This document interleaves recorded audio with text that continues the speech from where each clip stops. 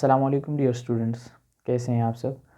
आज की इस वीडियो में हम 9th क्लास की बायोलॉजी में से लेक्चर नंबर 2 को स्टार्ट करते हैं, जिसमें हम 5 किंगडम सिस्टम ऑफ क्लासिफिकेशन के बारे में बात करेंगे। इस वीडियो को मैं थोड़ा सा डिटेल में इसलिए जा रहा हूँ क्योंकि ये आप लोग के 3rd नंबर चैप्टर में बायोडाइवर्सिटी में ये दोबारा आ रहा है, तो मैंने सोचा कि चलें इसको कंबाइन कर लेते हैं और अभी से इसको डिटेल में पढ़ते हैं ताकि आप लोगों को लिए वो आसान भी होगा और मुझे दोबारा वीडियो बनाने की ज़रूरत भी नहीं होगी। तो इसमें हम पढ़ते हैं 5 किंगडम सिस्टम ऑफ क्लासिफिकेशन के बारे में।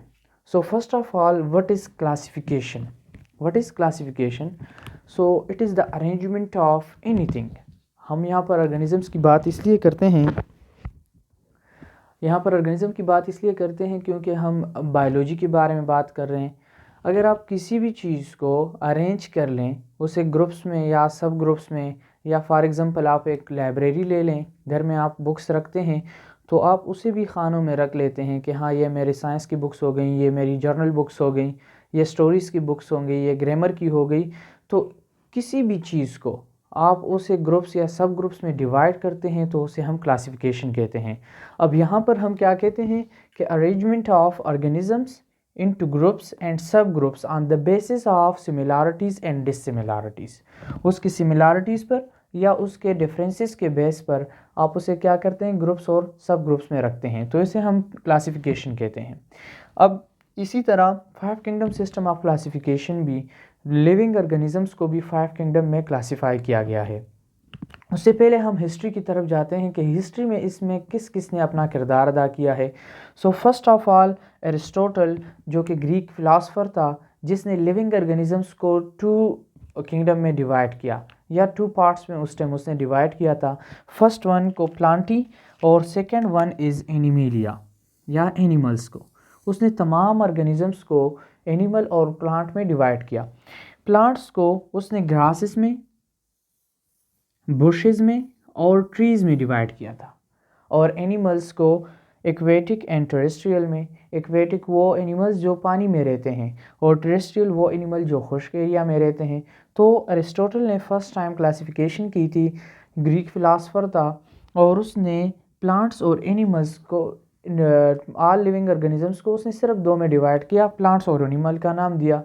और प्लांट्स में फिर उसने कुछ को ग्रासेस कहा, कुछ को बुशेस कहा, और सम आर ट्रीज़। एनिमल्स में उसने एक्वेटिक कहा और कुछ को टेरेस्ट्रियल एनिमल्स कहा। उसके बाद अबू उस्मान उमर अल हिजाज, जो कि एक मुस्लिम साइंटिस्ट थे, उन्होंने एक बुक लिखा किताबुल हयावान, जो कि एनिमल्स के बारे में था, और उसमें उसने एनिमल्स के तकरीबन 350 स्पीशीज़ के बारे में डिटेल से बात की। और उसने एक दूसरी बात भी की थी एंट्स के बारे में, कि उनकी सोशल बिहेवियर किस तरह है। ओके। और उसके बाद फिर 2 किंगडम सिस्टम क्लासिफिकेशन आ गई, जो कि कैरोलस लीनियस ने 1753 में की थी। उसके हिसाब से उसने कहा था कि हमारे साथ 2 बड़े किंगडम हैं, एक किंगडम प्लांटी है और दूसरा किंगडम एनिमिलिया है। और उस टाइम उसने किंगडम प्लांटी में ग्रीन प्लांट्स को रख लिए, जितने भी ग्रीन प्लांट्स थे उन सब को उसने किंगडम प्लांटी में रख लिया। उसके साथ साथ एल्गी, फंजाई और बैक्टीरिया को भी रख लिया, क्योंकि उसके कुछ सिमिलैरिटीज़ इस तरह थे जो कि प्लांट लाइक थे।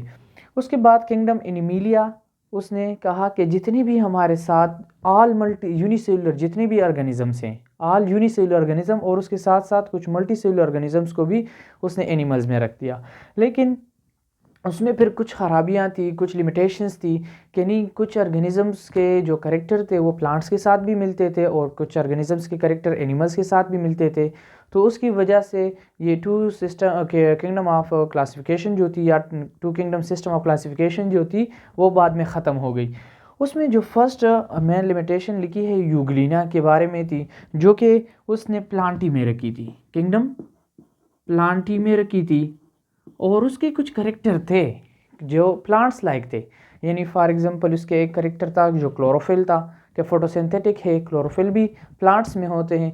लेकिन उसके साथ दूसरी जो करेक्टर थी उसमें सेल वॉल नहीं थी और सेल मेम्ब्रेन थी, तो ये प्लांट लाइक थी, एनिमल लाइक थी। तो इसी वजह से इस लिमिटेशन की वजह से ये किंगडम फिर क्या हुआ, ख़त्म हो गया कि नहीं, इसको फिर आपने इसके लिए एक अलहदा किंगडम बनाना चाहिए कि इसमें प्लांट्स का करेक्टर भी है और एनिमल का करेक्टर भी है, तो इस वजह से इसे अलहदा रखनी चाहिए। इसी तरह दूसरी बात उसमें थी कि प्रोकैरियोट्स और यूकैरियोट्स के बारे में उसमें कोई भी ख़ास किस्म का बताया नहीं गया था, उसके बारे में कोई ख़ास अलामात नहीं बताई थी।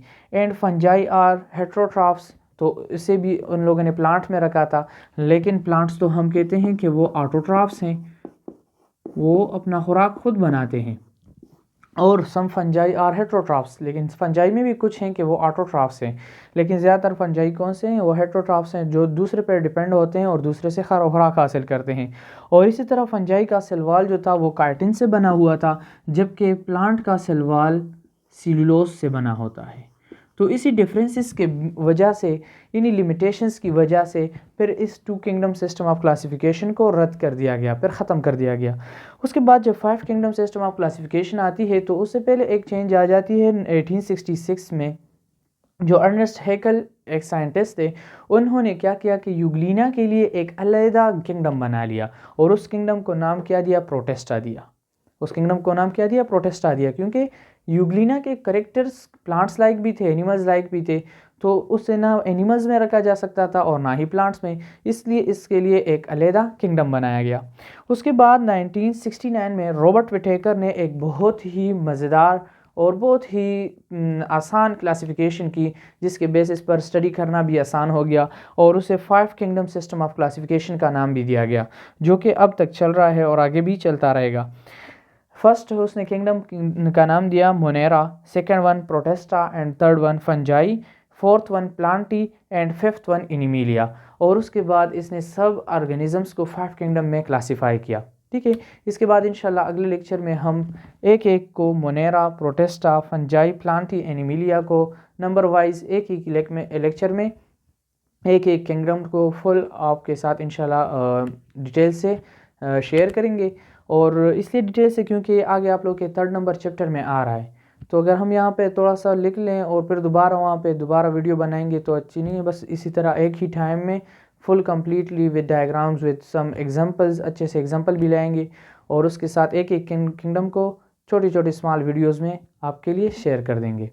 अगर इस लेक्चर में आपको कोई भी क्वेश्चन हो तो आप कमेंट सेक्शन में ज़रूर पूछें, और अगर आपको वीडियो अच्छी लगी है तो अपने फ्रेंड्स के साथ ज़रूर शेयर करें। अल्लाह हाफ़िज़, अपना बहुत बहुत ख्याल रखें।